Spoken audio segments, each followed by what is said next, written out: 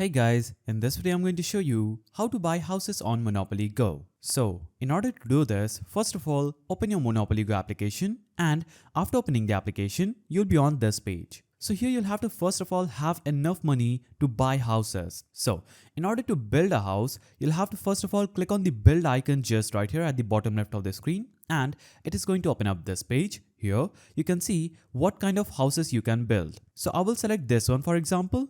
Now, as I build this building, I will get one house at the top of the screen. Now, I will cut out this page by clicking on this icon, and as you can see, I just got a house here at this page. Now you can click on build again, select another building, and you will get one house. You can cut this out and that house will land on your board just right here.